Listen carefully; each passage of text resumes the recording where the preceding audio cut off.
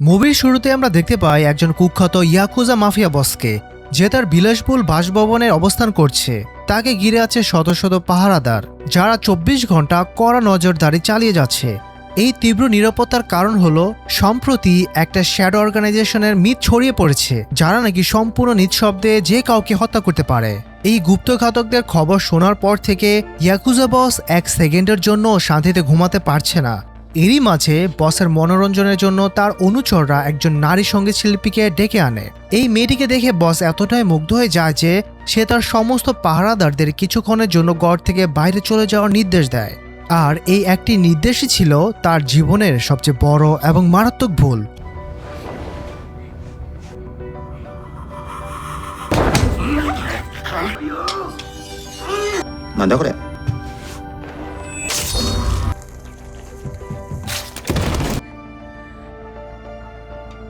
হঠাৎ করেই ভেতর থেকে সে নারী সঙ্গীত শিল্পীর একটি তীক্ষ্ণ চিৎকার ভেসে আসে।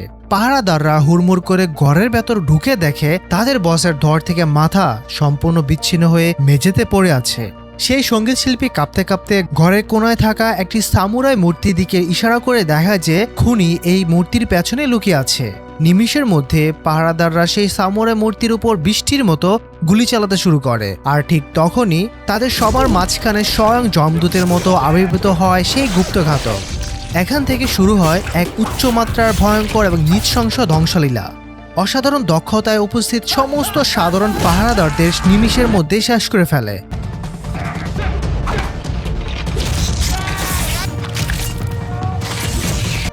এবার ঘাতককে লড়তে হয় বসের প্রধান সহকারীর সাথে।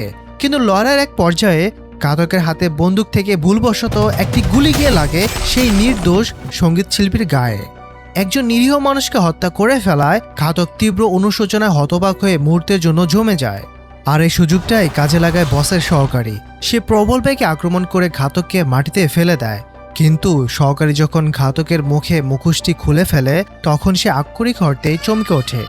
কারণ এই ভয়ঙ্কর খুনি আর কেউ নয়, বরং একজন নারী। ঠিক সেই মুহূর্তে ঘরের সমস্ত আলো নিভে যায়। না, ইলেকট্রিসিটির বিল না দেওয়ার কারণে নয়, বরং কেউ একজন ইচ্ছে করেই এই স্যাবোটাজ করেছে। অন্ধকারে স্পষ্ট হয়ে যায় যে এই ঘাতক একা আসেনি, বরং তার সাথে আরও একজন সঙ্গী রয়েছে, যে কিনা তার চেয়েও বেশি নিখুঁত এবং কয়েকগুণ বেশি হিংস্র। এই দ্বিতীয় ঘাতক অন্ধকারের মধ্যেই অন্ধের মতো আক্রমণ চালিয়ে অবশিষ্ট সমস্ত পাহারাদারদের নির্মমভাবে হত্যা করে।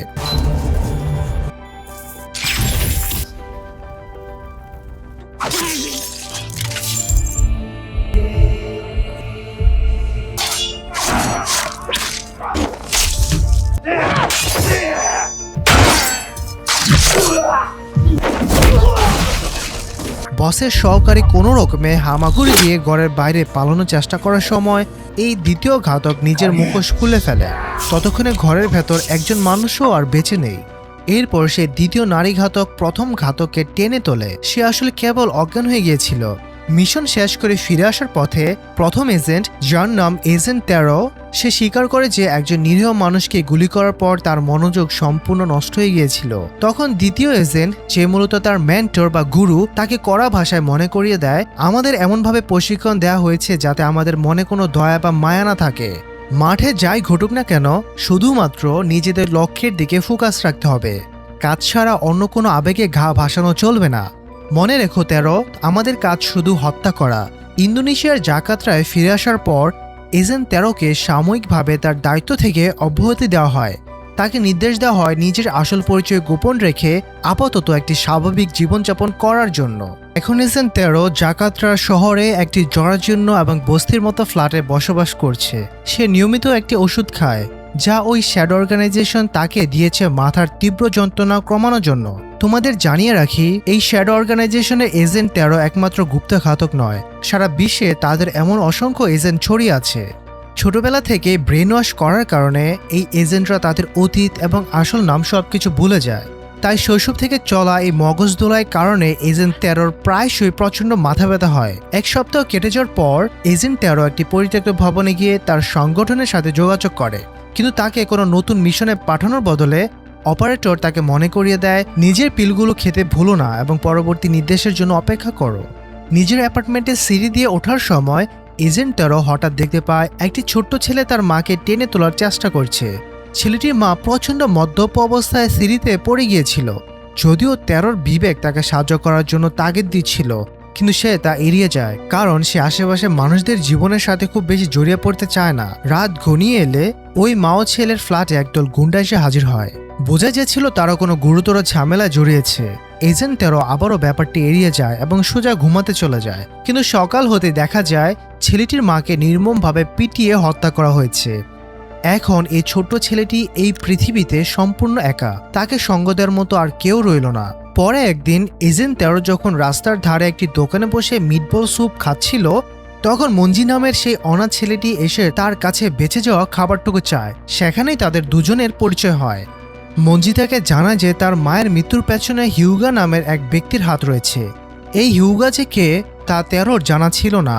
মঞ্জির দুঃখ ভোলানোর জন্য এজেন্ট তেরো তাকে নিজের মোটরসাইকেলে করে পুরো শহর ঘুরিয়ে দেখায়। এতে ছেলেটির মন কিছুটা হলেও ভালো হয় এবং সে বলে ওঠে, ধন্যবাদ আপু। পরদিন সকালে গোসল শেষে এজেন্ট তেরো দেখে মঞ্জি একটি কাগজের টুকরোতে তাকে ধন্যবাদ জানিয়ে একটি চিঠি লিখে রেখে গেছে। কিন্তু তেরো যখন তার ঘরে যায় তখন দেখে মঞ্জি সেখানে নেই, বরং সেখানে অন্য একজন লোক কিছু খুঁজছে। লোকটির নাম জ্যাকি। সে হিউগার পাঠানো লোক, যে কিনা মঞ্জির মায়ের চুরি করা কিছু মাদক এবং প্রচুর টাকা খুঁজতে এসেছে। এখন বোঝা গেল ঠিক কী কারণে মঞ্জির মাকে খুন করা হয়েছিল। জ্যাকি যখন মনের সুখে এসে চুরি করা মাদক সামান্য অংশ উপভোগ করছিল, ঠিক তখনই তেরো তার লুকানো জায়গা থেকে বেরিয়ে আসে এবং জ্যাকিকে সোজা হিউগা বসের কাছে নিয়ে যেতে বাধ্য করে। মঞ্জিকে কোথায় নিয়ে গেছিস? আমাকে তার কাছে নিয়ে চল। কার কাছে? জ্যাকি ভয় পেয়ে জানতে চায়। হিউগার কাছে, জলদি চল। তেরো কড়া গলায় নির্দেশ দেয়। হিউগার ডেরায় যাওয়ার পথে এজেন্ট জ্যাকির কাছ থেকে হিউগা এবং তার আসল ব্যবসা সম্পর্কে জানতে চায়। জ্যাকি তখন রাস্তার পাশে থাকা একটি বিশাল বিলবোর্ডের দিকে আঙুল তুলে দেখায়। সেখানে বাবা এবং ছেলের ছবি দেওয়া, যারা আসন্ন নির্বাচনে গভর্নর এবং ডেপুটি গভর্নর পদের প্রার্থী।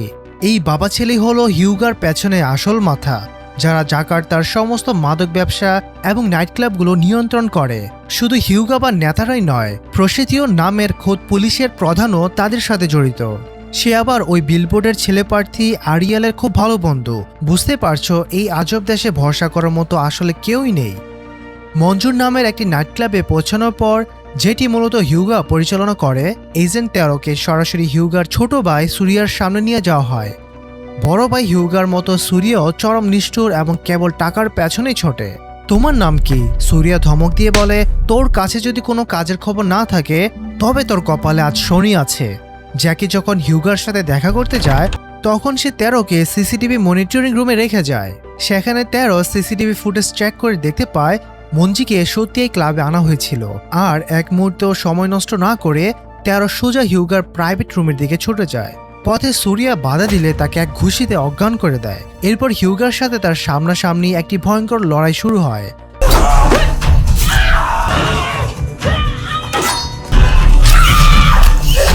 এর মধ্যে সুরিয়া জ্ঞান ফিরে আসে এবং একটি শটগান হাতে তুলে নেয়, কিন্তু উত্তেজনার বশে সে ভুল করে নিজের বড় ভাই হিউগাকে গুলি করে মেরে ফেলে।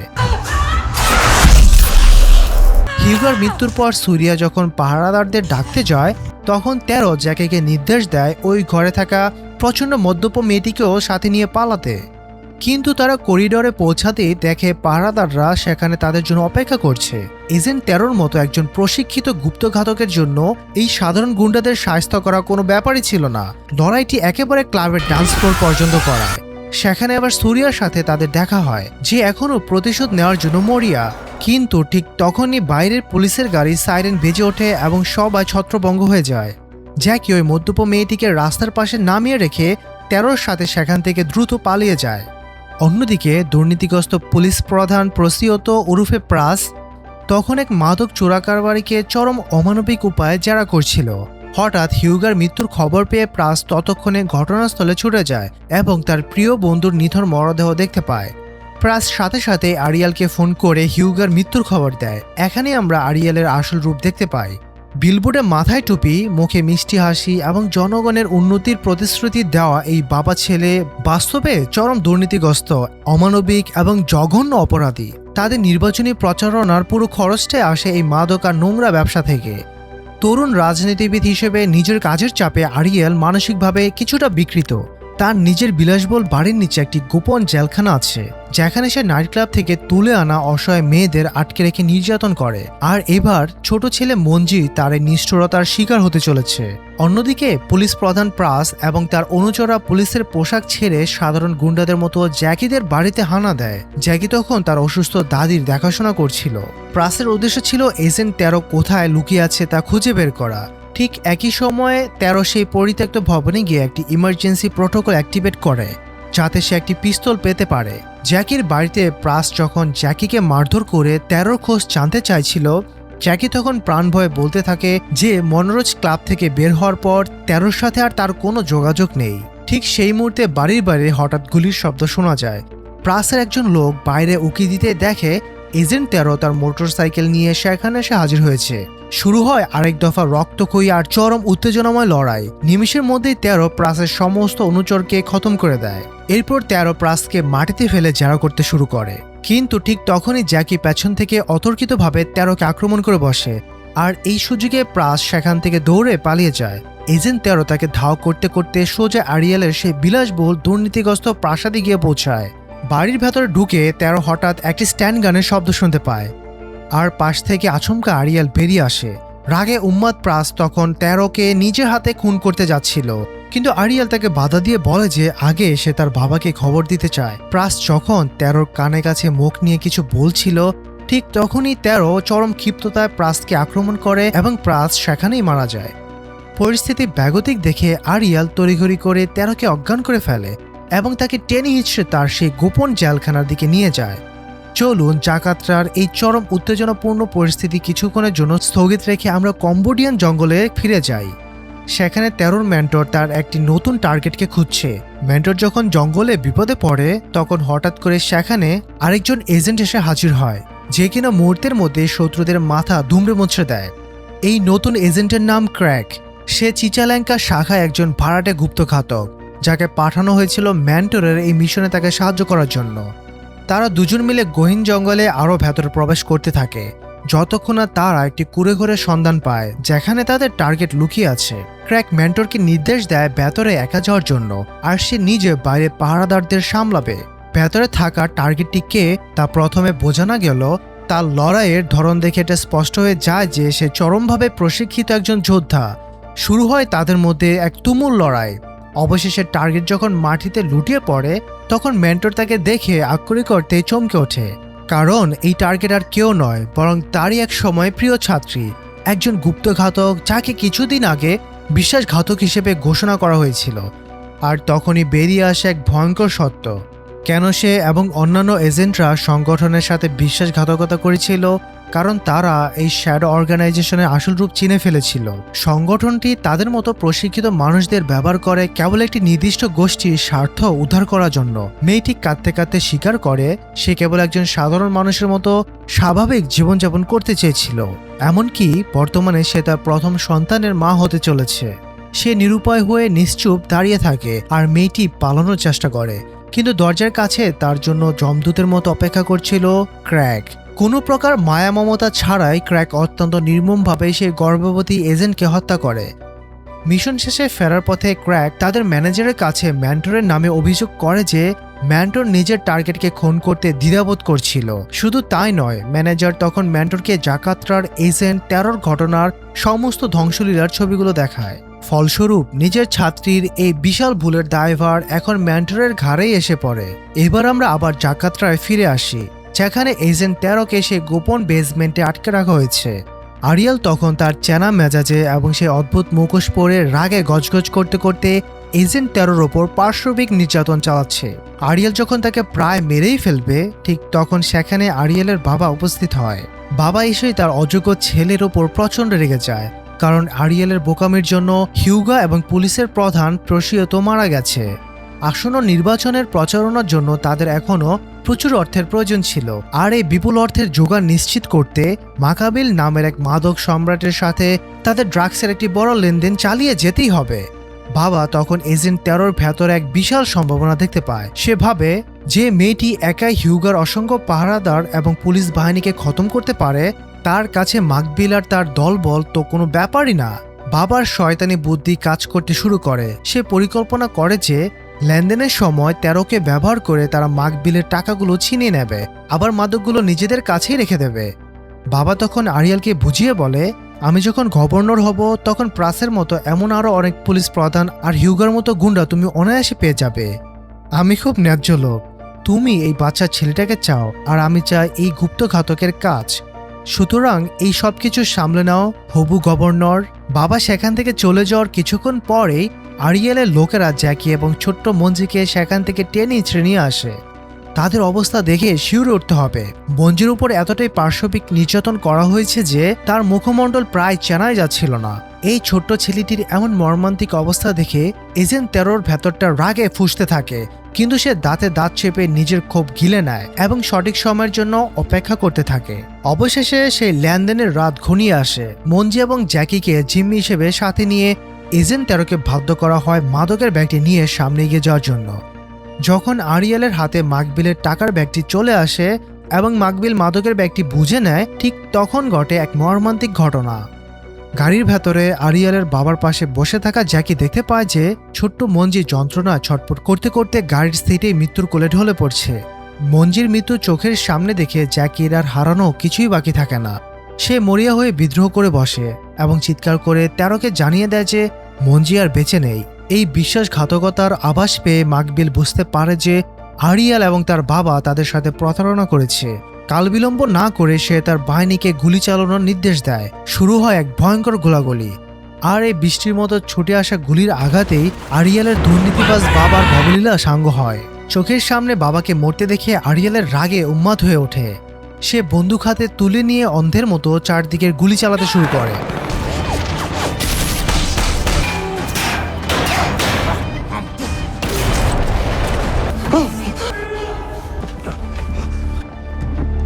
মাকবিলের বাহিনীকে শেষ করে সে গাড়ির উপর লাফিয়ে ওঠে এবং নিজের সে অদ্ভুত মুখোশটি পরে নেয়। এরপর চরম আক্রোশে সে মাকবিলকে নির্মমভাবে হত্যা করে এবং চিৎকার করে বলে ওঠে, এজেন্ট তেরো কোথায়? আর হ্যাঁ, ঠিক তখনই হিউগার বাই সুরিয়া এজেন্ট তেরোর গাড়ি চাপায় পিষ্ট হয়ে মারা যায়। এরপর আরিয়াল এবং তার অবশিষ্ট বাহিনী তেরোকে ধাওয়া করতে শুরু করে, কিন্তু শেষ পর্যন্ত টিকে থাকে কেবল আরিয়াল এবং এজেন্ট তেরো। কোথায় তেরোর মতো একজন হাইলি ট্রেন্ড পেশাদার খুনি, আর কোথায় বাবার আঁচলে লুকিয়ে থাকা একজন দুর্নীতিবাজ লম্পট তরুণ রাজনীতিবিদ? তেরোর সামনে সে কিছুই করতে পারে না।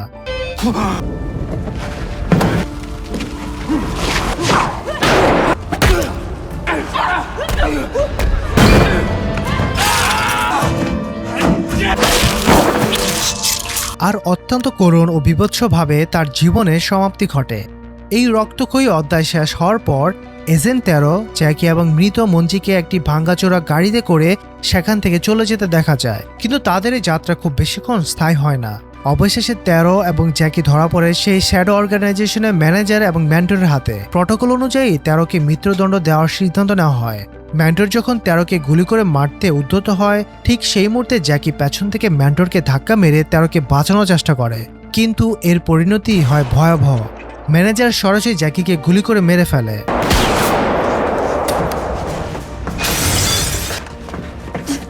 এরপর তেরোকে ধাওয়া করার জন্য পাঠানো হয় সেই ভয়ঙ্কর ঘাতক ক্র্যাককে। শুরু হয় দুই শ্যাডো এজেন্টের মধ্যে এক রুদ্ধশ্বাস লড়াই।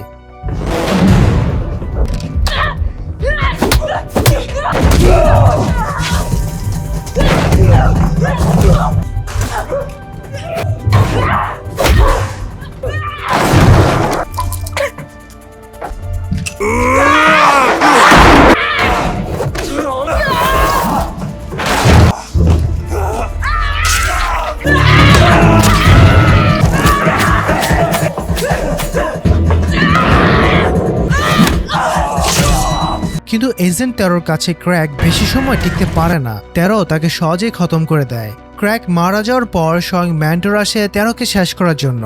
একটি থেমে থাকা বিমানের কেবিনের ভেতরে তাদের দুজনের মধ্যে শুরু হয় এক বীভৎস লড়াই।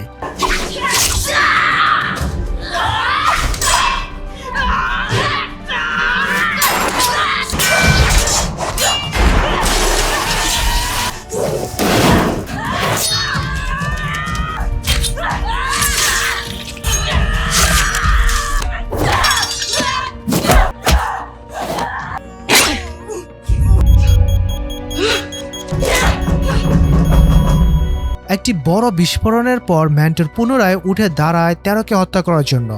ঠিক তখনই সেখানে ম্যানেজারের আবির্ভাব ঘটে। সে বারবার ম্যান্টরকে নির্দেশ দিচ্ছিল তেরোকে দ্রুত শেষ করে দেওয়ার জন্য, কিন্তু এরপর যা ঘটল তা কেউ কল্পনাও করতে পারেনি।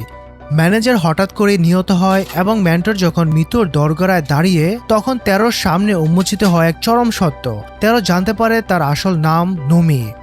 তার সবচেয়ে বড় ধাক্কাটি ছিল এই ম্যান্টর যে তাকে ছোটবেলা থেকে তিলে তিলে একজন খুনি হিসেবে গড়ে তুলেছে, সে আর কেউ নয়, স্বয়ং নোমির নিজের জন্মদাত্রী মা।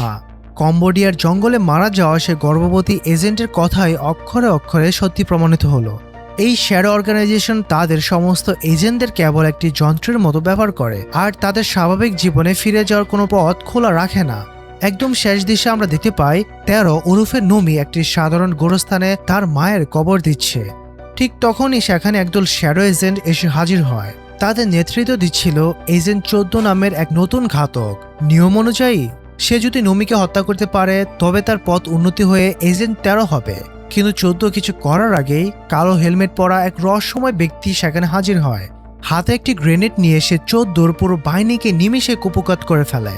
অবস্থা বেগতিক দেখে এজেন্ট 14 পিছু হটতে বাধ্য হয় এবং তাদের মারার জন্য অন্য কোনো দিনের অপেক্ষা করবে বলে জানায়। লোকটি তখন নোমিকে বলে, এটা তো কেবল শুরু, ওরা সবাই তোমার জন্য আসবে। এরপর সে কালো হেলমেট পরা ব্যক্তি নিজের মুখোশ খোলে। সে আর কেউ নয়, স্বয়ং কিংবদন্তি অ্যাকশন স্টার ক্যাং ইয়ায়ান। এই গল্পে তার নাম মাস্টার বোরাই। সে একজন সিনিয়র এজেন্ট এবং নোমির মায়েরও গুরু বা মেন্টর। অন্যান্য বিদ্রোহী এজেন্টদের মতোই মাস্টার বোরাইও সংগঠনের এই পচারূপটি চিনে ফেলেছিল। সে নোমিকে প্রস্তাব দেয় তার সাথে কাজ করার জন্য, আর এখান থেকেই শুরু হতে যাচ্ছে এক নতুন এবং আসল অ্যাড্রেনালিন রাশ। আর এখানেই এই মুভিটির সমাপ্তি ঘটে। তো এই ছিল আজকের মুভির এক্সপ্লেনেশন। যদি তোমাদের এই গল্পটি ভালো লেগে থাকে তবে অবশ্যই একটি লাইক দেবে, সাবস্ক্রাইব করে রাখতে পারো নতুন ভিডিও সবার আগে দেখার জন্য। দেখা হবে পরবর্তী কোনো ভিডিওতে। ততদিন ভালো থাকবে, সুস্থ থাকবে। আল্লাহ হাফেজ।